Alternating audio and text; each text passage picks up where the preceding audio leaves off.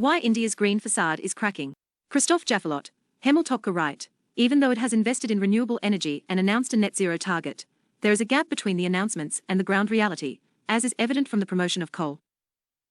Prime Minister Narendra Modi at the COP26 summit at the Scottish Event Campus SEC in Glasgow. AP. Last week at the COP26 in Glasgow, Prime Minister Narendra Modi announced that India has set a target of net zero carbon emissions by 2070. India also updated its intended nationally determined contributions, INDCs, that have to be met by 2030. Its new pledge includes increasing the country's installed renewable capacity to 500 gigawatts, meeting 50% of its energy requirements from non-fossil fuel sources, reducing carbon emissions by 1 billion tons, and bringing down the carbon emissions intensity of the economy by 45% from 2005 levels. At the COP21 in Paris, India, the third largest emitter of carbon dioxide behind China and the US, made similar ambitious announcements and aimed to reduce the economy-wide emissions intensity by 33 to 35% from 2005 levels by 2030. It also set a target of 40% installed capacity from renewable energy resources and committed to creating a carbon sink of 2.5-3 billion tons of carbon dioxide equivalent through additional forest and tree cover. Since then, India has made a name for itself globally because of its massive investments in solar energy. In August, the Ministry of New and Renewable Energy announced that the country has installed 100 gigawatts of renewable energy capacity. The majority of this 100 gigawatts, about 78%, is due to large-scale wind and solar power projects. While this is a milestone, India is on track to accomplishing only about two-thirds of its planned renewable target of 175 gigawatts installation by 2022. To achieve its new goals, India will need to do more in different directions. For instance, it has a target of achieving 40 gigawatts of green energy from the rooftop solar sector by 2022, but it has not been able to achieve even 20% of that so far.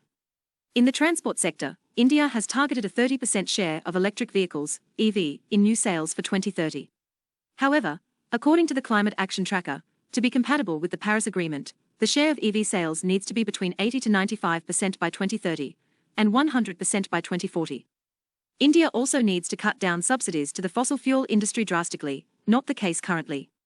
While in the past 7 years, the country has invested 5.2 trillion rupees in renewable energy, the investment in fossil fuel industry, though down by only 4% from 2015-19, was 245 trillion rupees. Worse, coal production is estimated to increase to 1 billion tons by 2024 from 716 million tons in 2020-21. India is already home to the second-largest coal-fired power plant pipeline in the world. According to the Central Electricity Authority, coal capacity is projected to increase from 202 gigawatts in 2021 to 266 gigawatts by 2029-30. The government of India is not actively discouraging such investments. On the contrary, coal subsidies are still 35% higher than the subsidies for renewables, and coal-fired power generation receives indirect financial support from the government through income tax exemptions and land acquisition at a preferential rate. In June 2020, the government carried out an auction of 41 coal mining blocks in which private players were allowed to bid for the first time. India's reliance on coal is the main reason for the country not embarking on a serious decarbonization trajectory. The Climate Action Tracker, an independent scientific analysis that tracks government climate action against the Paris Agreement targets, deems India's performance as highly insufficient, simply because coal represents about 70% of the country's energy supply.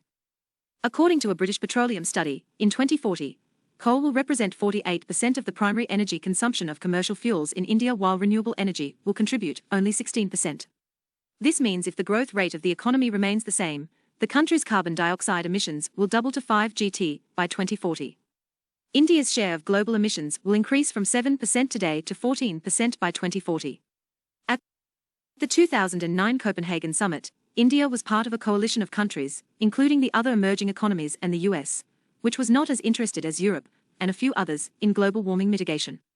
In 2015, however, India played a very constructive role, along with Europeans and others, during the COP21 in Paris. Prime Minister Modi and then French President François Hollande initiated a solar alliance that was intended to help poor countries to invest in this renewable energy. Since then, New Delhi has acquired a green image, and Western, as well as Indian observers, have talked about PM Modi as a potential global climate leader, capable of setting the agenda on climate-related issues, while also reminding the developed countries that treating nature well comes naturally to Indians. India's green facade now seems to be cracking. Even though New Delhi has invested in renewable energy and announced a net zero target, there is a gap between the announcements and the ground reality, as is evident from the promotion of coal. Indian officials argue that Western countries are historically responsible for climate change, India's per capita emissions remain very low, growth is the country's priority, and that the rich countries are not spending the $100 billion they committed at COP21 to helping the decarbonization strategies of poor countries. Last year only $80 billion was spent. All this is indeed true, and the rich countries need to financially support the global south. However, it is also true that India's energy transition would be in its own interest because, otherwise, economic growth will not be sustainable and human security will be at stake if dozens of millions of climate refugees are created due to the devastating consequences of climate change.